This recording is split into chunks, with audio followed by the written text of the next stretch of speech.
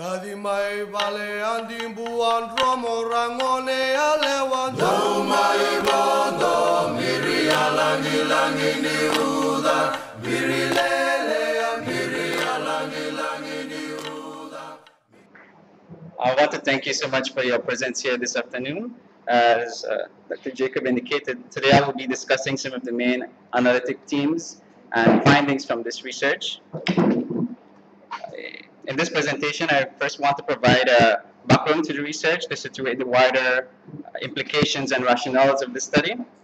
I will then specify the research questions, very briefly review the methodological and theoretical frameworks, and then of course move on to the findings analysis through these various themes. Instead of explaining the research background through academic literature, I would like to describe an experience I had a few months ago. I was heading home in a taxi one day and I decided to ask the Fijian driver for his opinion on the use of the term Fijian to classify all citizens. He then said to me in a low mumbling tone, "Kerosene and water don't mix, kerosene and water don't mix." "It's an old people saying," he said, and he went on to express his discontent to the Bainimarama government as the election was forthcoming. Later that night, I learned that the Media Industry Development Authority, MIDA, had classified a similar phrase as hate speech. It was in reference to an interview aired at a provincial meeting in which a chief by the name of Ratu Timothy Visikula was quoted to have said that despite the fact that Indians and Fijians have quote-unquote lived together for a long time, we can't mix water with kerosene. This anecdote provides a useful background to this research because in many ways I believe that this thesis speaks to this form of mixture between kerosene and water, which is to say, it examines identity in a racialized and politicized context, where common sense notions such as kerosene and water don't mix, Fiji for Fijians, and of course the latest one, we are all Fijians, are dialectically shaped by ideological practices occurring in the political arena, which have in specific ways constructed oppositional representations of Indian and Fijian identity. Given the historically low numbers of intermarriages between Indians and Fijians, the general lack of literature in this area, this research provided an opportunity to rethink the assumptions of racial politics and contemporary struggles of identity in Fiji. These concerns were formulated in the following three questions. First of all, I wanted to know, how do persons identify themselves with an ethnic label or labels? And at this juncture, you may have noted that I'm utilizing the word mixed race and Fijian and Indian as opposed to iTaukei and Indo-Fijian, precisely because I was unaware of what terms were being used, and secondly because the term mixed race coincides with this field called critical mixed race studies. The second research question aimed to analyze the perspectives of the use of Fijian as a national identification label. The third research question wanted to know, well, what do the experiences, views, and narratives of the participants tell us about the society on a whole regarding the racialization and politicization of identity?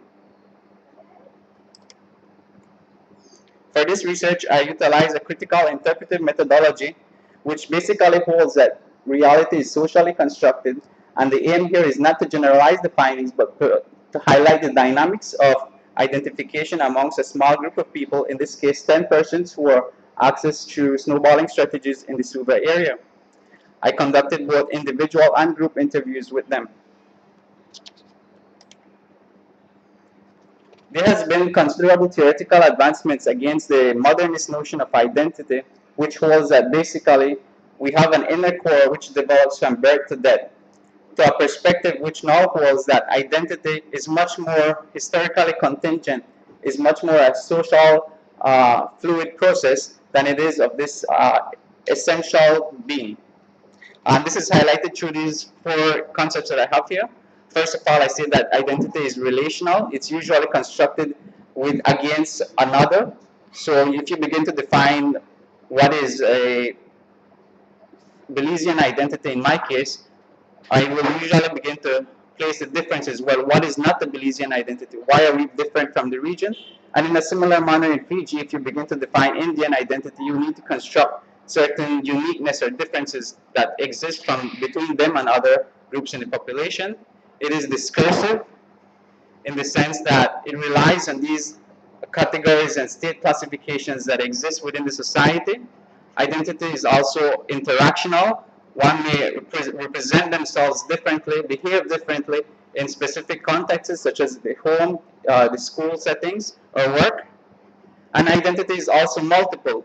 We are all summoned by different subject positions. You are a professional, a teacher, Christian, you know, uh, person of this particular economic background. These are all aspects which form parts of this notion of identity. The major theories being used to formulate this framework is Stuart Hall. Getting closer to the analysis, after conducting the interviews, all the transcripts were read for similar and relevant text to the research questions, and particularly the stories and experience became much more important to situate how these were being shaped by the wider structures of the society, and these were also compared with both the literature review from mixed race studies, and from the theoretical approach. This is the outline of the analysis chapter.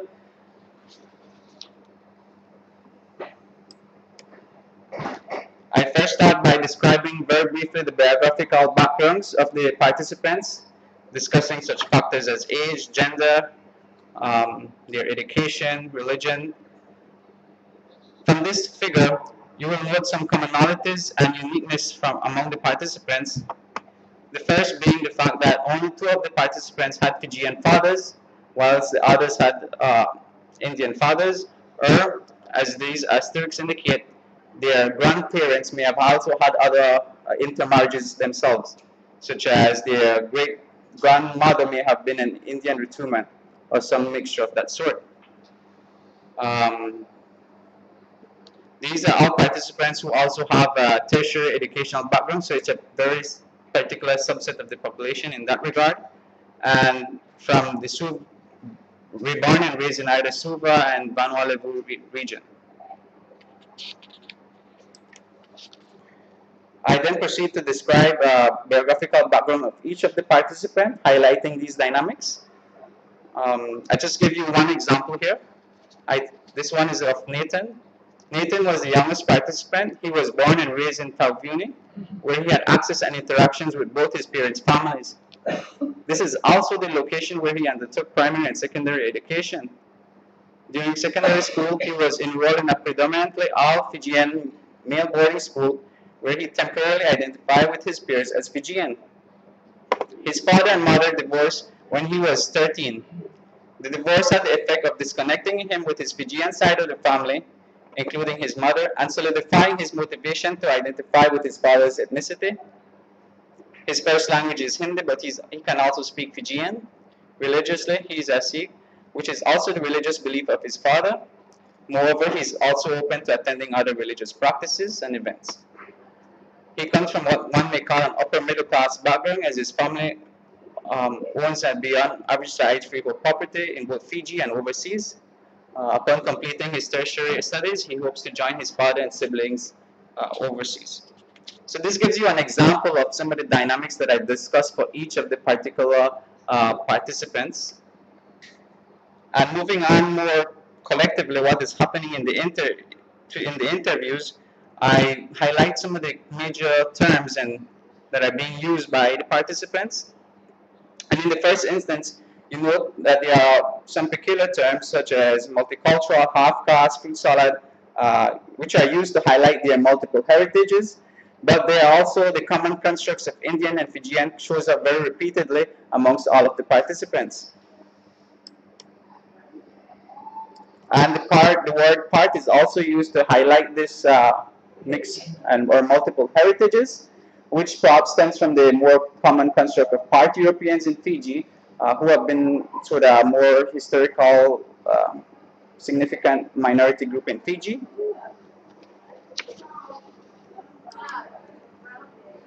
Before discussing the specific ways in which such terms were used, I'd like to highlight that there is a conflation of meanings between the concepts of race, ethnicity, and nationality among the participants.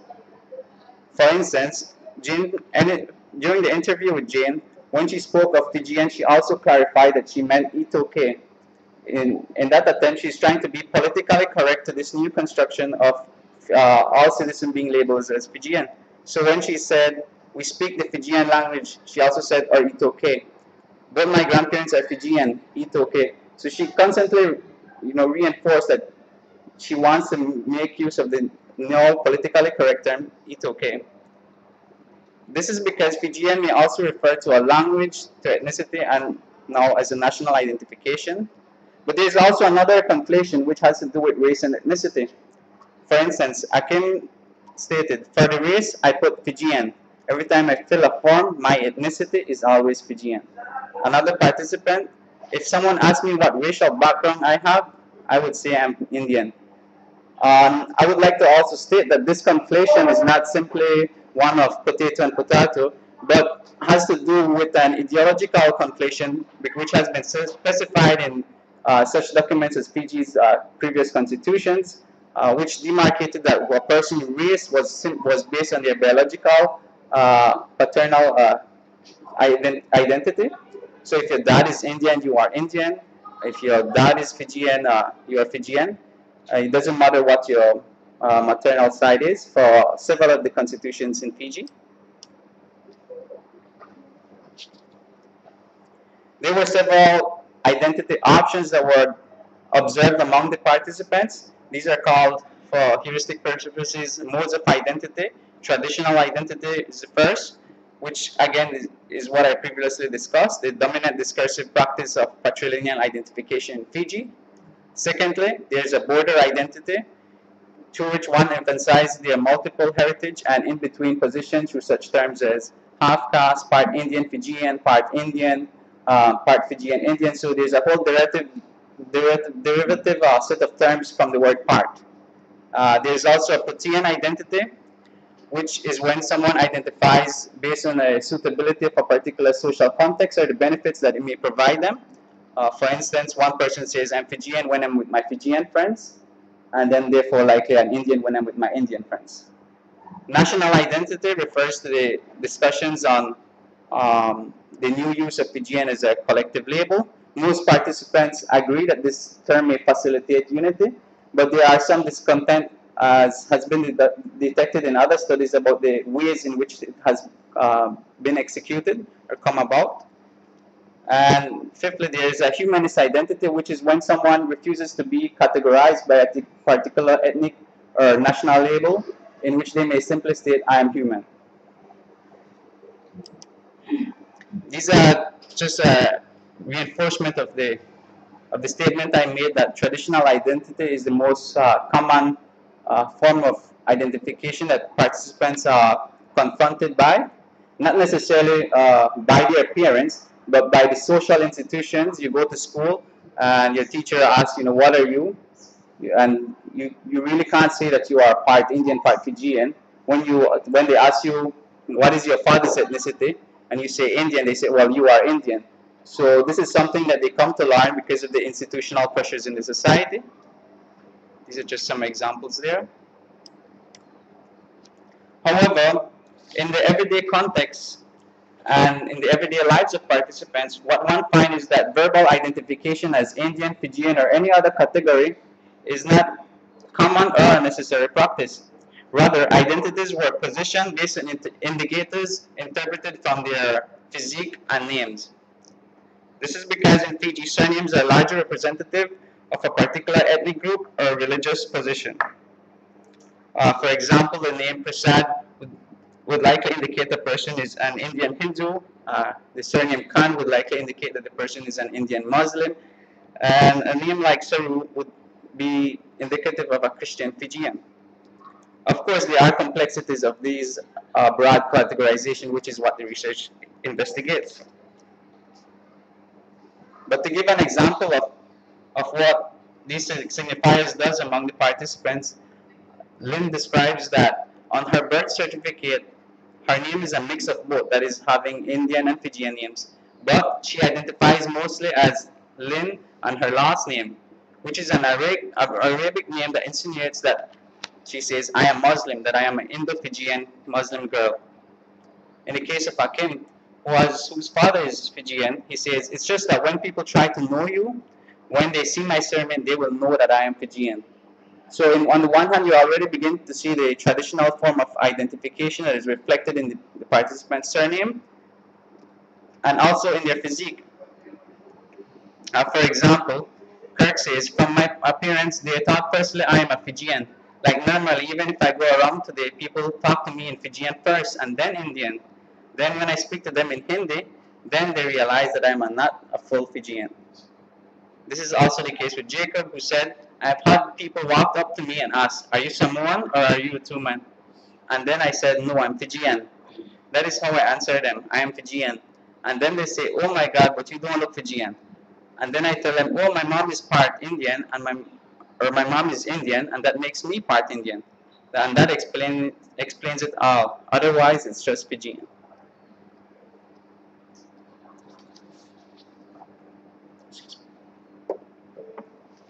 Participants were all asked to describe their experiences, recollections, and views of the various coups that have occurred in Fiji. The rationale behind this was that the coups have had an integral impact in the formation of state policies which have established categories of identity and the structural relations between Indians and Fijians. These events are also imbued with dominant representations of Fijian and Indian identity which have mediated the public sphere on discussions of ethnic relations, nationalism, and ethnicity. And race, sorry. Therefore, examining these events provided an opportunity to investigate this relationship between politics and identity. However, not all the participants were able to share the same volume of narratives on each particular coup, because in some instances they were unborn or could not recall exactly where they were or what exactly happened while they were probably very young. However, the experiences and views that were generated illustrated three categories of responses. First of all, there's a general narrative that the coup led to fear amongst the family, fear about which identity label to use, or indifference that the coup is really a political event happening in Suva and has nothing to do with our personal lives, and a general reflexive opinion that the coups are using race as a political football and not necessarily that ethnic relations are so racial in Fiji. I'll just give you one example. This one is from Julie, and she recalls her experience during the 2000 coup when she was at school. When the coup happened, the Fijian students were like, they would come and get all the Indians, and I was like, do I see them Indian or Fijian? I could tell that the Indian students were really scared for their lives, and they had teachers coming to say that they will come pick you up. I was like, if the Fijian landowners came and they asked Indians that side, Fijians that side, where am I going to go? It was a good thing that I had good friends, because during that time, they would say, don't even worry about it. They are not going to come. Nothing is going to happen to you. You are a citizen of Fiji. We are all the same. We are all equal. And saying things like that to calm me down. This is just one of the narratives of some participants who recollect their experiences during a particular coup, and highlights the dynamic relationship between these political events and identity formation processes. The final section of the analysis looks at the benefits and constraints that these identity options and terms have for participants. The first section examines the benefits and constraints that are based on the research and distribution, particularly the use of scholarship and access to land, but do not have such a powerful constraining aspect among the participants, particularly because they have basically middle-class backgrounds, living in the Suva area now, have tertiary degrees and do not seek or are not interested in accessing customary land rights. And even if they did, perhaps for most of them would be structurally unable to do so because in many cases their fathers are Indians, or classified as Indians rather. In terms of religion, being grown in a family of extended families where multiple religious practices have been experienced, some participants are able to easily navigate these different religious practices, attend multiple religious events. The constraint in terms of religion would be that one may often feel confused about which religious practice is more true, or which religious practice one is expected to genuinely follow. In terms of language, I think it's a known statement that The ability to speak multiple languages in a multicultural context affords you the ability to have more, to facilitate the social interaction you have with people. And it's also a constraint if you don't know as much languages as is expected of you when you have such multiple heritages. Another major feature that I discuss under benefits and constraints are social interaction and stereotypes, which I want to provide some examples from the participants. Stereotypes are constructed as natural characteristics of the respective group identities. They serve the purpose of simplifying the social, historical, and political processes of group relations and often privilege the position of one group above the other or others. Based on the Indo-Fijian literature sources, several dominant stereotypes have been confirmed to Indians and Fijians. The figures on the screen illustrate these such stereotypes. For instance, if one would look at the dominant stereotypes from a Fijian perspective, one would classify the Fijian as very adventurous, collectivist, materially generous, and as the land custodians. And on the other hand, the Indians would be viewed as the unadventurous, individualistic, acquisitive, and the exploiters of land. Of course, these stereotypes can be applied both ways, and the opposite can now be conferred on the Fijians.